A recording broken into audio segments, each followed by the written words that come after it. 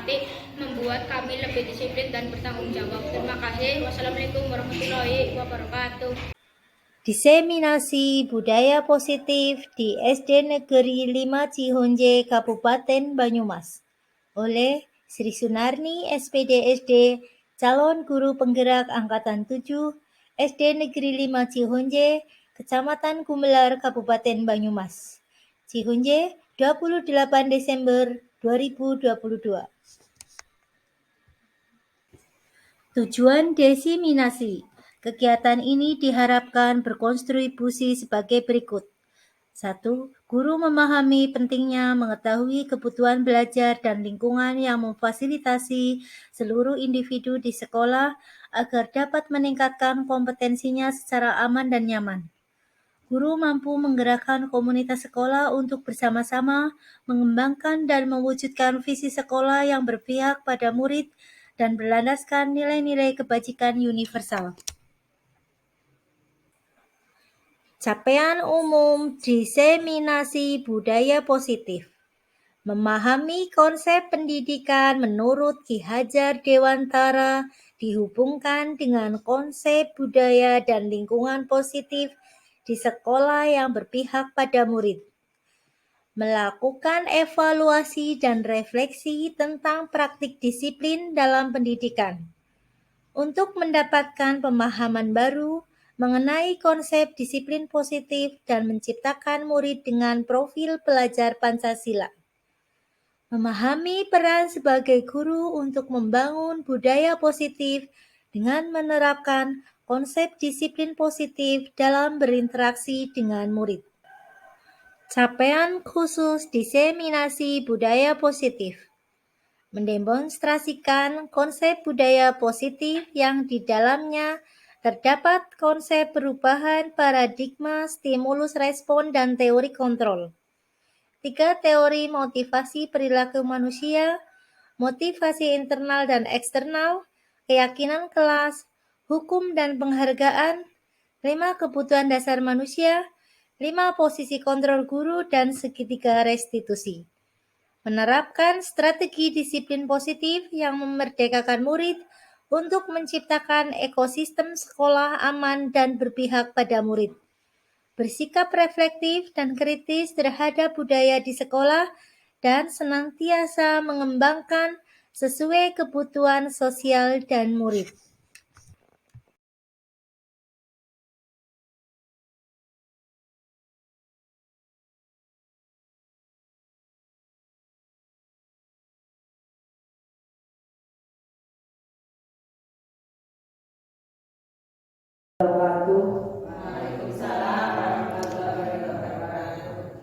Diseminasi budaya positif SD Negeri 5 Cihonje, Kabupaten Banyumas. Acara 1. Pembukaan. 2. Sambutan dari Ibu Kepala Sekolah. 3. Diseminasi. 4. Lain-lain. 5. Penutup. Acara pertama, pembukaan. Marilah acara ini kita buka bersama dengan bacaan basmalah.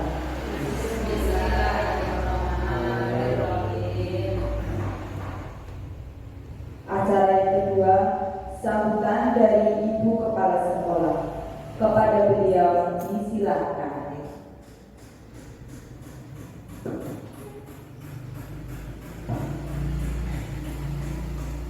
Bismillahirrahmanirrahim. Assalamualaikum warahmatullahi wabarakatuh. Waalaikumsalam warahmatullahi wabarakatuh. Yang saya hormati Bapak dan Ibu Guru SD Negeri 5 Cihonje serta tendiknya yang saya banggakan.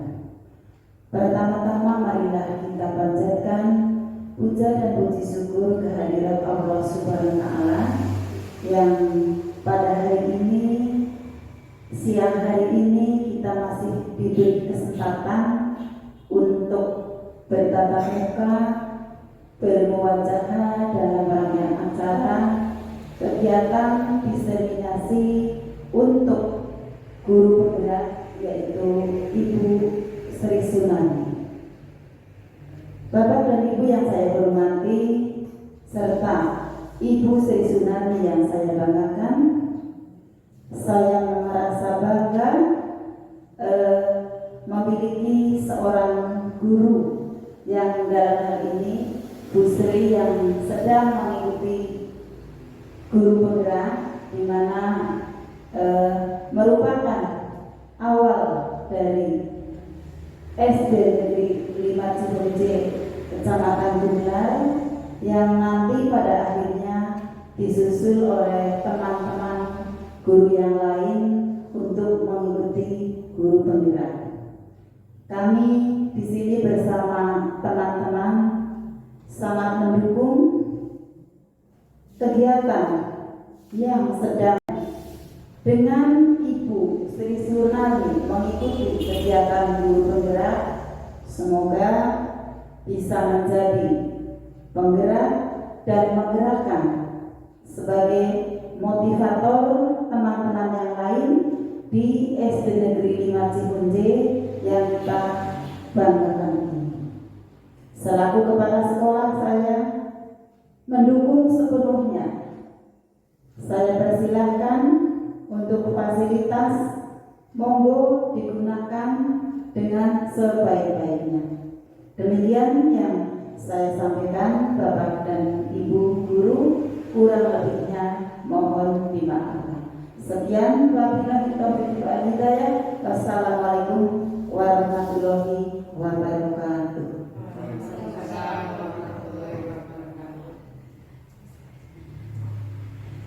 Saya berikan terima kasih atas sambutan yang telah diberikan oleh Ibu Kepala Sekolah. Mengingat acara yang ketiga yaitu diseminasi yang akan disampaikan oleh beliau Ibu Sri Sunarni. Disilakan. Assalamualaikum warahmatullahi wabarakatuh. Waalaikumsalam warahmatullahi wabarakatuh. Yang terhormat Ibu Kepala SD Negeri 5 Cikonje, yang kami hormati Bapak Ibu Guru SD Negeri 5 Cikonje. Puji syukur kita panjatkan kehadirat Allah Subhanahu wa Ta'ala yang telah meningkatkan rahmat dan hidayahnya sehingga kita dapat berkumpul dalam acara diseminasi budaya positif untuk mengikuti program guru penggerak angkatan yang ke-7. Diseminasi budaya positif SD Negeri 5 Cikonje. Salam sejahtera untuk Bapak Ibu semua peserta diseminasi program aksi nyata budaya positif. Tujuan dari diseminasi budaya positif ini adalah yang pertama, guru memahami pentingnya mengetahui kebutuhan belajar dan lingkungan yang memfasilitasi seluruh individu di sekolah agar dapat meningkatkan kompetensinya secara aman dan nyaman. Yang kedua, guru mampu menggerakkan komunitas sekolah untuk bersama-sama mengembangkan dan mewujudkan visi sekolah yang berpihak pada murid dan berlandaskan nilai-nilai kebajikan universal.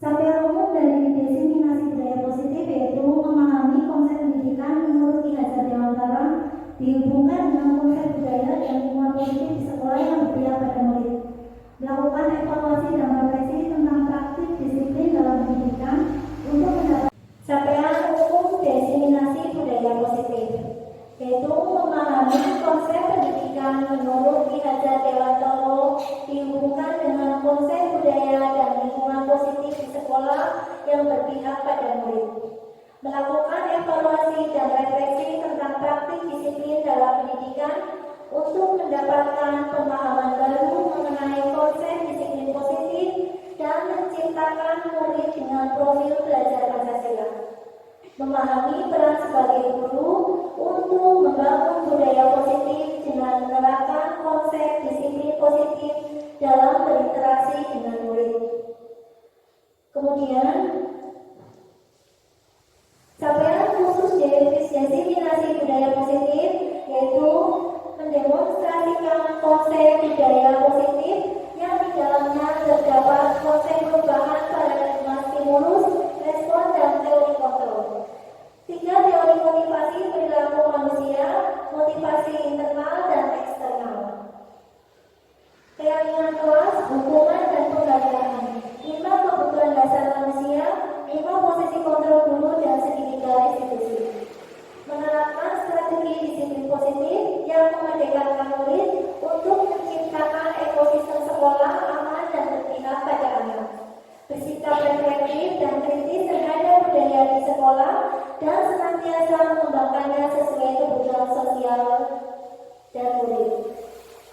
Lihat saja Bengkulu menyatakan bahwa kita ambil contoh perbandingannya dengan hidup tumbuh-tumbuhan seorang petani atau dalam hakikatnya sama kewajibannya dengan seorang pendidik yang menanam padi misalnya, hanya dapat menuntun tumbuhnya padi. Ia dapat memperbaiki kondisi tanah, memelihara tanaman padi, memberi pupuk dan air, membasmi ulat-ulat atau jamur-jamur yang mengganggu hidup tanaman padi dan lain sebagainya. Ini diambil dari lampiran 1 dasar-dasar pendidikan keluarga.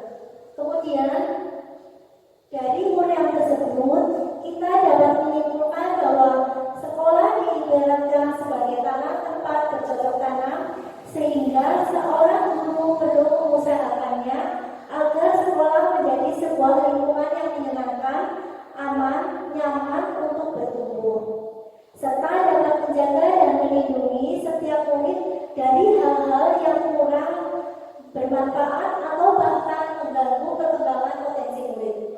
Dengan demikian, salah satu tanggung jawab seorang guru adalah bagaimana menciptakan suatu lingkungan positif yang terdiri dari warga sekolah yang saling mendukung, saling belajar, saling bekerja sama, sehingga tercipta kebiasaan-kebiasaan baik.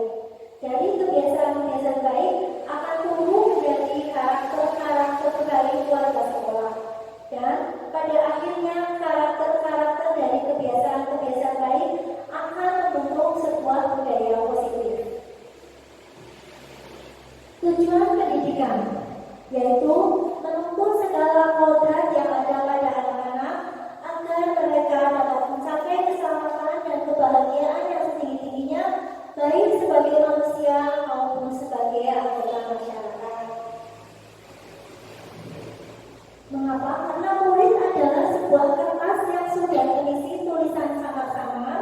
Kita sebagai guru hanya tinggal menebalkan saja.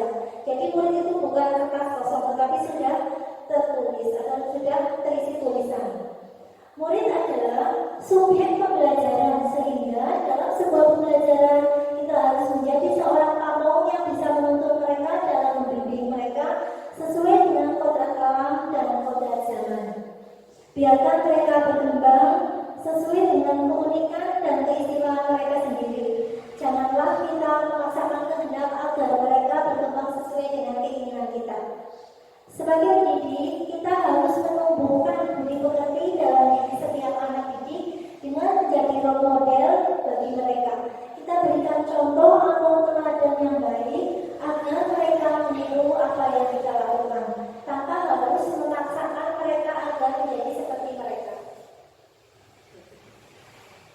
Nah, di sini ada nilai guru penggerak. Nilai guru penggerak yang pertama adalah berpihak pada murid, mandiri, kemudian inovatif, kolaboratif, dan kreatif. Nilai guru penggerak ini diharapkan tertanam pada guru penggerak. Berpihak pada murid. Apa itu berpihak pada murid? Yang pertama yaitu menyediakan kebutuhan pembelajaran bagi siswa. Yang kedua, membebaskan murid berkembang sesuai dengan minat dan bakatnya sendiri. Yang ketiga, menuntun anak agar tumbuh sesuai dengan kodratnya. Sedangkan yang keempat, menciptakan pembelajaran yang aktif dan menyenangkan. Nilai mandiri yaitu memiliki daya lenting dan terpacu untuk memperhatikan kualitas kinerja dan hasil kerja. Yang kedua, yaitu meningkatkan kemampuan dan kualitas diri. Nilai yang selanjutnya yaitu inovatif. Inovatif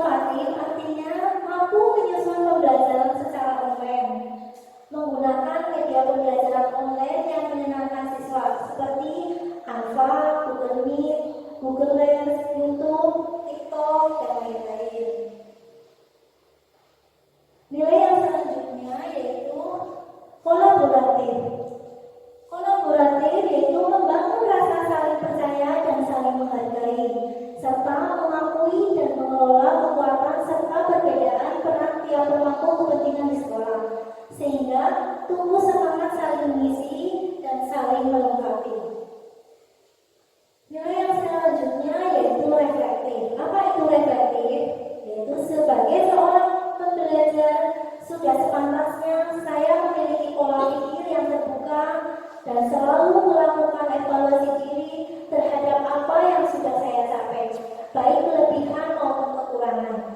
Nilai reflektif yang saya miliki bertujuan agar saya mampu melakukan perbaikan pada masa yang akan datang serta mengevaluasi terhadap apa yang sudah baik dan perlu dikembangkan.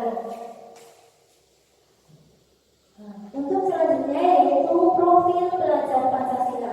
Profil pelajar Pancasila terdiri dari yang pertama adalah beriman dan bertakwa kepada Tuhan Yang Maha Esa dan berakhlak mulia, berkebinekaan global, gotong royong, mandiri, bernalar kritis, dan kreatif. Disiplin positif. Apa itu disiplin positif? Di sini terdiri dari teori kontrol dan teori pilihan menurut Dr. William Glasser. Perubahan stimulus respon ke teori kontrol. Dalam stimulus respon, realitas atau kebutuhan kita sama, tetapi dalam teori kontrol, realitas kebutuhan kita itu berbeda. Semua orang melihat hal yang sama dalam stimulus respon, tetapi dalam teori kontrol, setiap orang memiliki gambaran yang berbeda. Dalam stimulus respon, kita mencoba mengubah orang agar berpandangan sama dengan kita. Tetapi dalam teori kontrol, kita berusaha memahami pandangan orang lain tentang dunia. Dalam stimulus respon, perilaku buruk dilihat sebagai suatu kesalahan. Tetapi dalam teori kontrol, semua perilaku itu memiliki tujuan. Dalam stimulus respon, orang lain bisa mengontrol saya. Tetapi dalam teori kontrol, hanya Anda yang bisa mengontrol diri Anda sendiri. Nah, dalam stimulus respon, saya bisa mengontrol orang lain. Tetapi dalam teori kontrol, Anda tidak bisa mengontrol orang lain. Dalam stimulus respon, pemaksaan ada pada saat rujukan gagal. Namun, dalam teori kontrol, kolaborasi dan konsensus menciptakan pilihan-pilihan baru. Dalam stimulus respon juga model berpikir menang atau kalah. Tetapi dalam teori kontrol, model berpikir menang-menang. Yang selanjutnya yaitu apakah makna disiplin? Disiplin itu berasal dari bahasa Latin, yaitu disiplina, yang artinya belajar. Makna asal dari kata ini berkonotasi dengan disiplin diri dari murid-murid Socrates dan Plato. Disiplin diri membuat orang menggali potensinya menuju sebuah tujuan, apa yang dia percayai. Namun, dalam budaya kita, makna kata disiplin telah berubah menjadi sesuatu yang dilakukan seseorang pada orang lain untuk mendapatkan kepatuhan. Kecenderungan umum adalah menghubungkan kata disiplin dengan ketidaknyamanan, bukan dengan apa yang kita hargai atau pencapaian suatu tujuan mulia. Nah, di sini ada nilai-nilai kebajikan universal.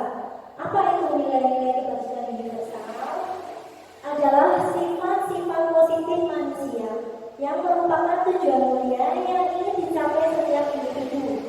Nilai-nilai tersebut bersifat universal dan lintas bahasa, suku bangsa, agama, maupun latar belakang.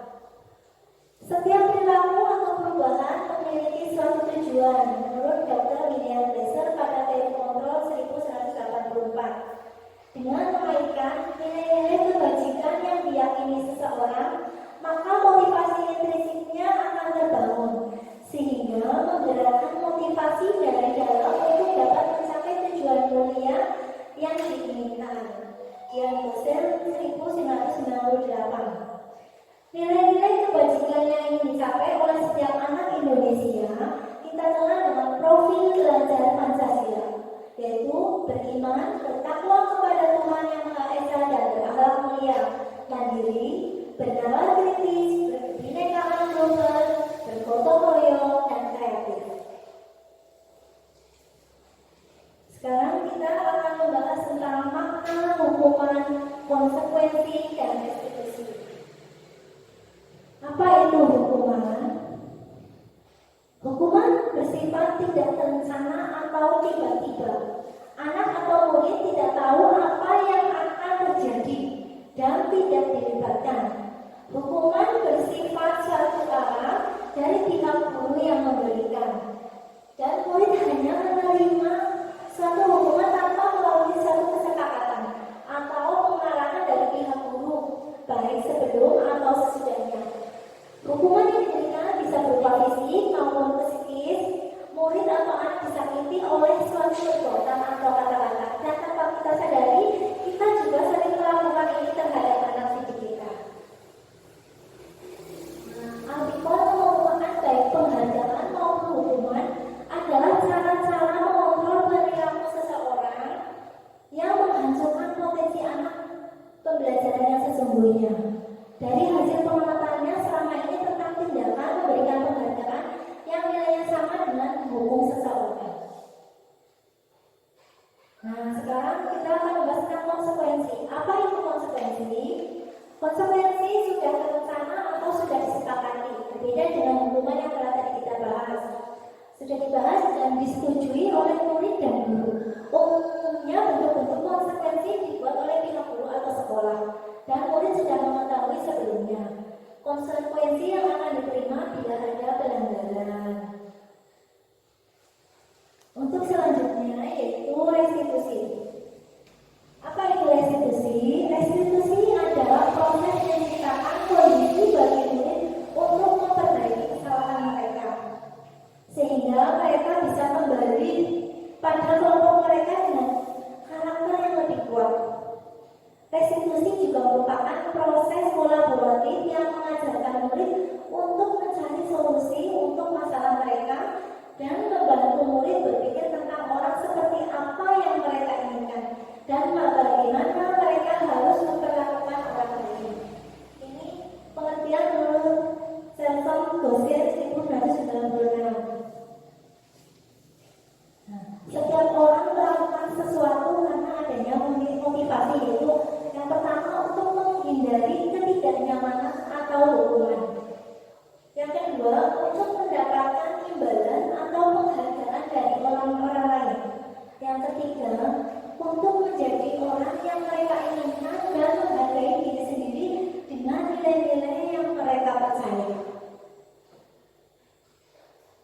Nah, keyakinan kelas. Sebagai guru, kita dapat membuat sebuah keyakinan kelas. Mengapa keyakinan kelas? Bukan peraturan saja. Nah, mengapa harus keyakinan kelas? Karena mengapa kita memiliki peraturan harus menggunakan helm bila mengendarai kendaraan roda dua? Mengapa kita memiliki peraturan 3M, menggunakan masker, mencuci tangan, dan menjaga jarak 1,5 meter? Mengapa kita memiliki peraturan harus datang tepat waktu pada saat mengikuti pelatihan? Untuk mendukung motivasi intrinsik, kembali ke nilai-nilai atau keyakinan-keyakinan lebih menggerakkan seseorang dibandingkan mengikuti serangkaian peraturan-peraturan. Nah, bagaimana cara pembentukan keyakinan kelas? Yaitu dengan persilakan warga sekolah atau murid-murid di sekolah atau kelas untuk bercurah pendapat tentang peraturan yang perlu disepakati di sekolah atau kelas. Jadi, dalam hal ini, murid berperan dalam menentukan keyakinan kelas mereka. Yang kedua, yaitu mencatat semua masukan-masukan para murid atau warga sekolah di papan tulis atau di kertas besar atau kertas ukuran poster, di mana semua anggota kelas atau warga sekolah bisa melihat hasil curah pendapat mereka. Yang ketiga, susunan keyakinan kelas sesuai prosedur pembentukan keyakinan sekolah atau kelas. Gantilah kalimat-kalimat dalam bentuk negatif menjadi positif. Contoh, kalimat negatif jangan berada di kelas atau koridor. Kalimat positifnya yaitu berjalan di kelas atau koridor. Tinjau kembali daftar curah pendapat yang sudah dicatat. Menandatangani keyakinan sekolah atau kelas tersebut. Yang ketujuh yaitu keyakinan sekolah atau kelas selanjutnya bisa diletakkan di kelas di tempat yang mudah dilihat semua warga sekolah.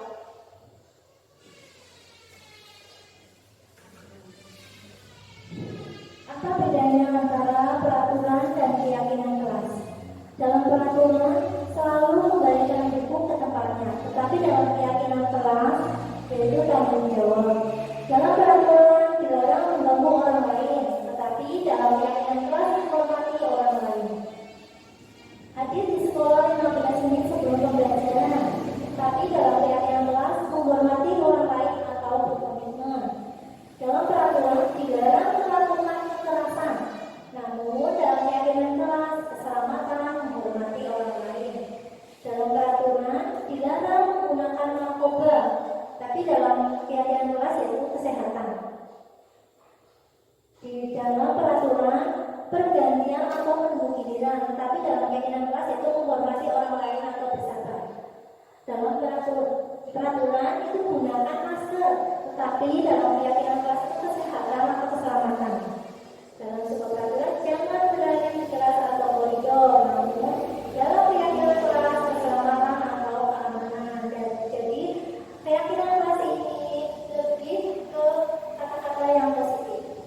Di sini ditunjukkan contoh keyakinan kelas 6 SD 5 Ciloje.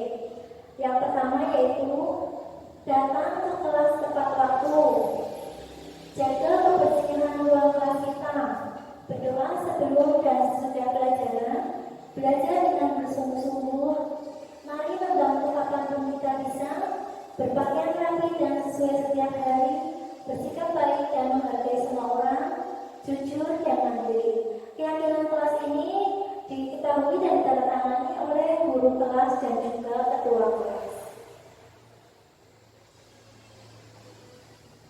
Kebutuhan dasar manusia. Kebutuhan dasar manusia itu ada 5. Yang pertama yaitu bertahan hidup, yang kedua penguasaan, 3 kesenangan, 4 kebebasan, 5 kasih sayang dan rasa diterima. 5 posisi kontrol. Yang pertama yaitu posisi sebagai penghukum. Penghukum dengan nada suara tinggi, bahasa tubuh, mata melotot, dan jari menunjuk-nunjuk menghadap. Terlambat lagi, pasti terlambat lagi, selalu datang terlambat. Kapan bisa datang tepat waktu? Nah, hasilnya kemungkinan murid marah dan mendendam atau bersifat agresif. Bisa jadi sesudah kembali duduk, murid tersebut akan mencoret-coret bukunya atau meja tulisnya. Lebih buruk lagi, sepulang sekolah, murid melihat motor atau mobil bapak ibu guru dan akan menggores kendaraan tersebut dengan paku. Ini kan hal tersebut. Nah, yang selanjutnya yaitu membuat rasa bersalah. Biasanya dalam membuat rasa bersalah, nada suaranya memelas atau halus atau sedih, bahasa tubuh merapat pada anak atau lesu. Adik, kamu ini bagaimana ya? Kamu sudah berjanji dengan ibu tidak akan terlambat lagi. Kamu kenapa? Ya, senang sekali mengecewakan ibu. Ibu benar-benar kecewa sekali.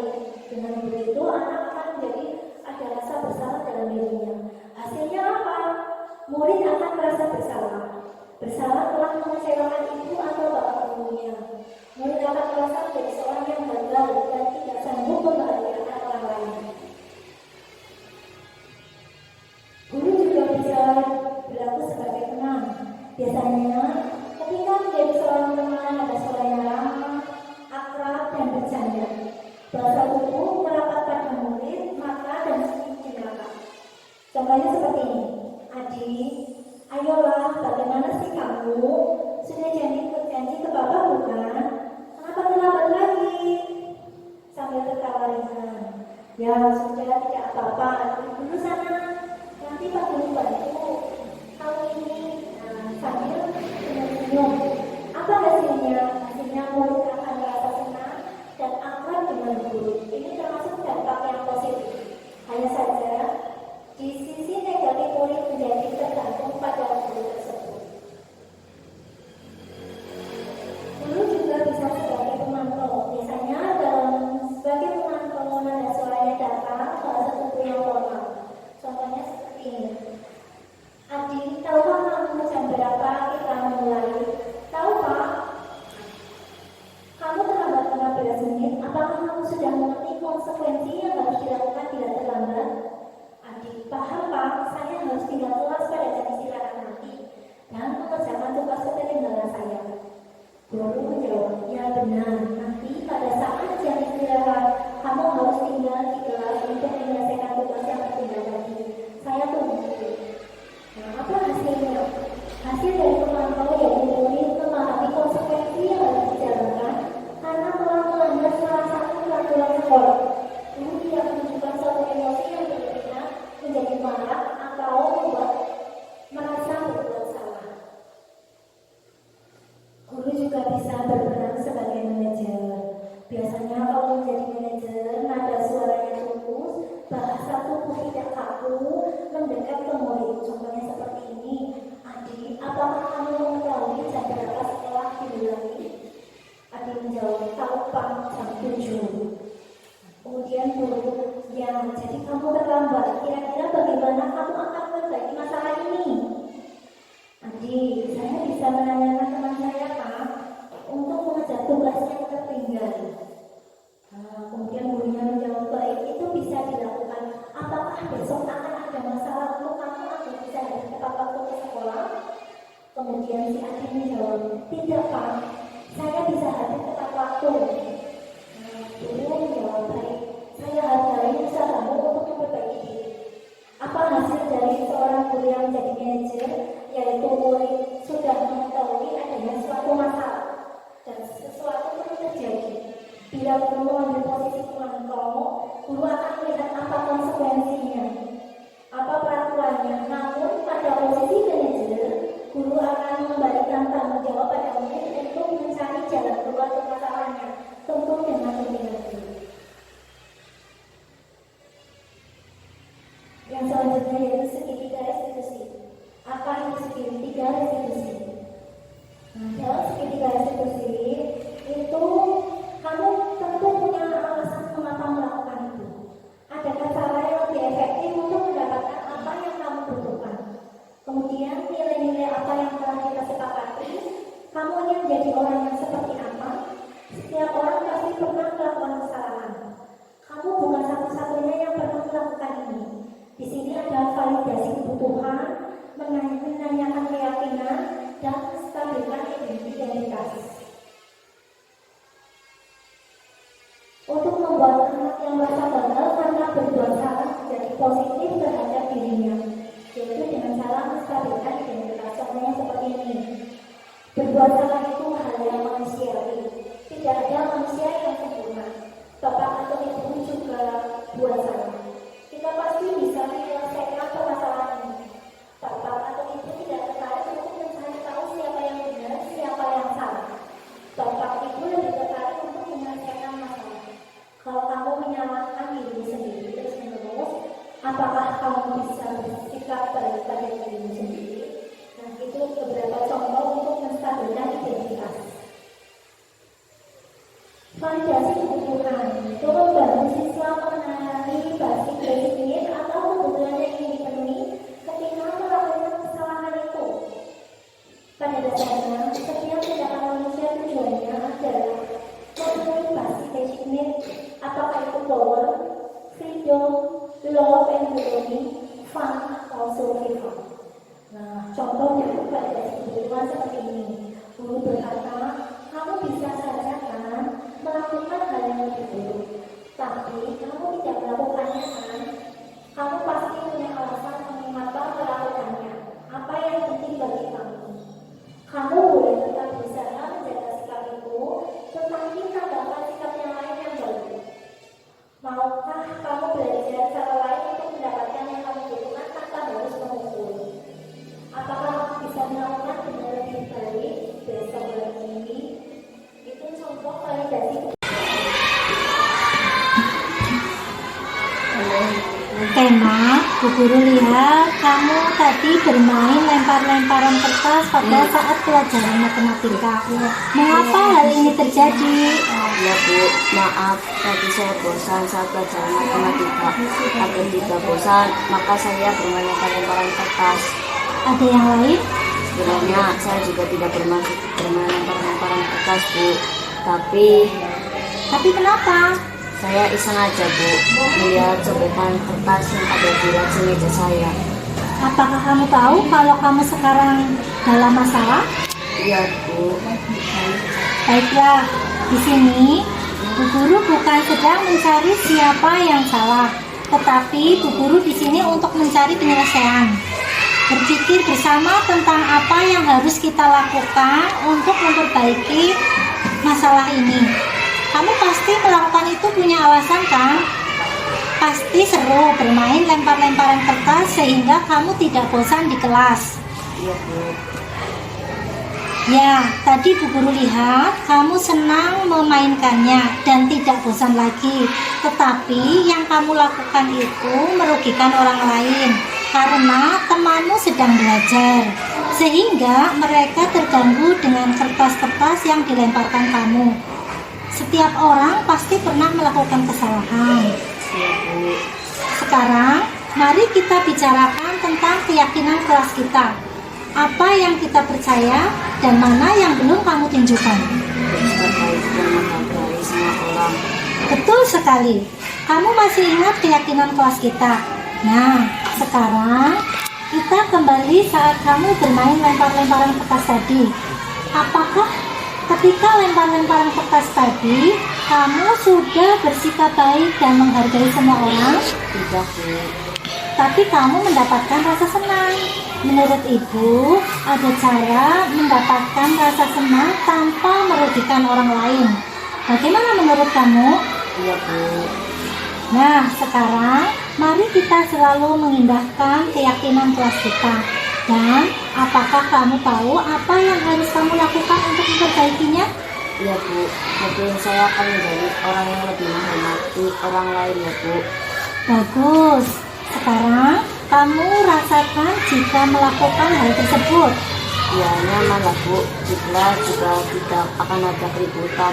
Kelas juga menjadi bersih, belajar menjadi lebih fokus. Kamu hebat. Semoga kamu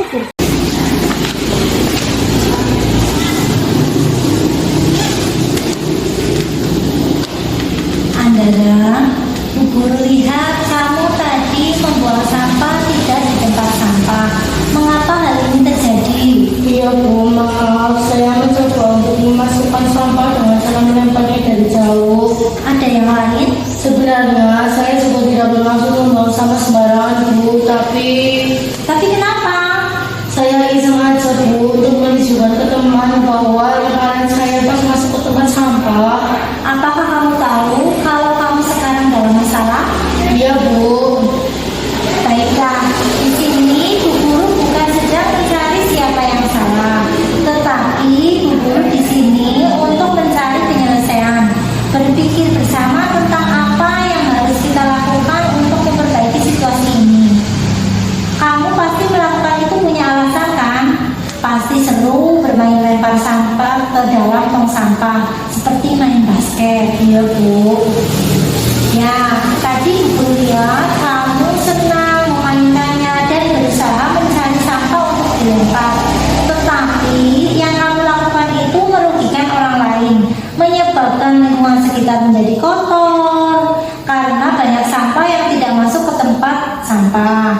Setiap orang pasti pernah melakukan kesalahan. Iya, Bu. Sekarang mari kita bicarakan tentang keyakinan kelas kita. Apa yang kita percaya dan mana yang belum kamu tunjukkan. Kita harus menjaga kebersihan ruang kelas kita dengan membuang sampah pada tempatnya. Betul sekali. Kamu masih ingat keyakinan kelas kita. Nah, sekarang kita kembali saat kamu membuang sampah tidak pada tempatnya tadi. Apakah ketika kamu membuang sampah tidak pada tempatnya menunjukkan disiplin menjaga kebersihan? Tidak, Bu. Tapi kamu mendapatkan rasa senang. Menurut Ibu, ada cara mendapatkan rasa senang tanpa membuat tidak nyaman orang lain dengan banyak sampah yang dibuang oleh kamu. Bagaimana menurut kamu? Iya, Bu. Nah, sekarang mari kita selalu mengindahkan keyakinan kelas kita. Dan apakah kamu tahu apa yang harus kamu lakukan untuk memperbaikinya? Iya, Bu. Saya akan menjadi orang yang disiplin menjaga kebersihan dan membuang sampah pada tempatnya, Bu. Bagus. Apa yang kamu rasakan jika kamu melakukan hal tersebut? Ya, nyaman lah, Bu. Kelas dalam sekolah akan terlihat bersih, belajar menjadi lebih nyaman. Kamu hebat. Semoga Ini ada kasus yang pertama tadi, kasus anak sedang belajar di kelas kemudian melempar kertas. Sedangkan kasus yang kedua yaitu contoh anak. Nah ini contoh anak sedang, ini kasusnya dia sedang pelajaran kemudian melempar kertas. Setelah itu dipanggil tapi tidak dimarahi, tapi dia ditanyakan alasannya mengapa dia melakukan itu. Jadi kita sebagai guru tidak boleh langsung memarahi anak, tetapi membantu mencari tahu apa kesalahan dari anak tersebut. Ya. Yang selanjutnya yaitu kasus yang kedua. Nah, kasus yang berikutnya ini karena ada anak yang melempar sampah saat di halaman, kemudian dia dipanggil tapi tidak dimarahi dan dia ditanyakan apa alasannya mengapa dia membuang sampah sembarangan. Ternyata dia melakukannya itu hanya karena iseng. Nah, dia ingin membuang sampah seperti sedang melempar basket. Nah, ya lanjut.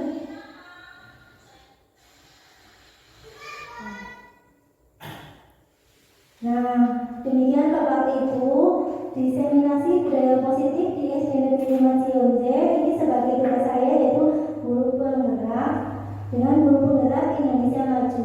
Di mana ada kemerdekaan, di situ harus ada disiplin yang kuat. Sungguh disiplin itu bersifat self-disiplin, yaitu kita sendiri mewajibkan dengan sekeras-kerasnya dan peraturan sedemikian itu harus ada di dalam suasana yang merdeka. Ini menurut Ki Hajar Dewantoro. Salam guru penggerak, guru bergerak Indonesia Maju. Terima kasih, kurang lebihnya mohon maaf. Akhir kata, wassalamualaikum warahmatullahi wabarakatuh. Ini mudah-mudahan bermanfaat untuk kita semua. Asas selanjutnya yaitu highlight. Kemudian acara berikutnya itu penutup. Marilah acara ini kita tutup bersama dengan bacaan hamdalah. Alhamdulillah. Saya selaku pembawa acara mengucapkan terima kasih atas waktu dan perhatian dari Bapak Ibu semua. Mohon maaf jika ada salah kata yang tidak sengaja. Terus maju dan semangat untuk kita semua. Selamat siang, sukses selalu untuk kita semua. Demikian, terima kasih. Wabillahi taufiq wal hidayah. Wassalamualaikum warahmatullahi wabarakatuh.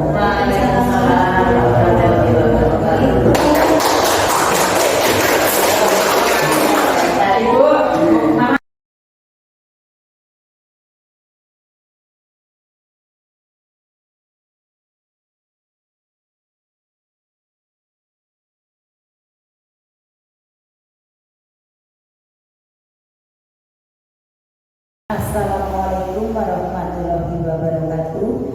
Alhamdulillah, kami keluarga SD Negeri 5 Cionje sudah mengikuti diseminasi yang disampaikan oleh Bu Sri Sunarni, CGP Angkatan ke-7 Kabupaten Banyumas dengan tema budaya positif.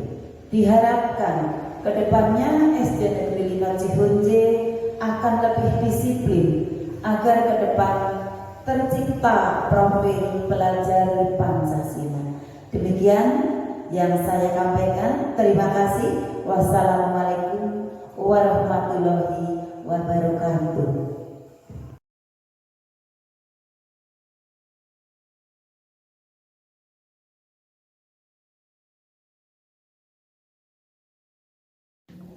Assalamualaikum warahmatullahi wabarakatuh. Saya sebagai teman dari Ibu Sri Sunarni, calon guru penggerak Angkatan 7 yang tadi telah melaksanakan diseminasi dengan tema budaya positif. Saya merasa banyak ilmu yang didapatkan dan dapat saya terapkan di kelas ketika menghadapi masalah dengan siswa. Diseminasi ini benar-benar memberi inspirasi. Terima kasih. Wassalamualaikum warahmatullahi wabarakatuh. Assalamualaikum warahmatullahi wabarakatuh. Saya Rismawati. salah satu teman guru dari Ibu Sri Sunarni, calon guru penggerak Angkatan 7 yang tadi telah melakukan diseminasi budaya positif. Saya merasa banyak ilmu yang dapat saya peroleh sehingga merubah pola pikir saya. Dengan adanya diseminasi ini, saya menjadi sadar bahwa selama ini saya salah dalam mengatasi anak yang melakukan kesalahan, dan saya baru tahu langkah yang terbaik dengan segitiga restitusi. Segitiga restitusi adalah proses menciptakan kondisi bagi murid untuk memperbaiki kesalahan mereka, sehingga mereka bisa kembali pada kelompok mereka dengan karakter yang lebih kuat. Restitusi juga merupakan proses kolaboratif yang mengajarkan murid untuk mencari solusi untuk masalah mereka dan membantu murid berpikir tentang orang seperti apa yang mereka inginkan dan bagaimana mereka harus memperlakukan orang lain. Semoga saya dapat menerapkan pada peserta didik saya di kelas saya. Demikian dari saya, terima kasih, salam dan bahagia. Warahmatullahi wabarakatuh. Perkenalkan, nama saya Esti Afriani. Saya salah satu rekan Ibu Sri Sunarni, calon guru penggerak Angkatan 7 yang tadi baru saja menyampaikan diseminasi. Menurut saya, dari apa yang telah ditaparkan mengenai budaya positif ini sangat bagus untuk diterapkan sekolah, terutama mengenai disiplin positif untuk siswa. Karena masih banyak siswa yang disiplin berdasarkan faktor ekstrinsik, bukan dari dalam dirinya. Sedangkan bagi guru, diseminasi ini memberikan pengetahuan untuk dapat mengetahui bagaimana menumbuhkan disiplin intrinsik pada siswa. Demikian yang dapat saya sampaikan. Tergerak, bergerak, menggerakkan, salam dan bahagia. Wassalamualaikum warahmatullahi wabarakatuh.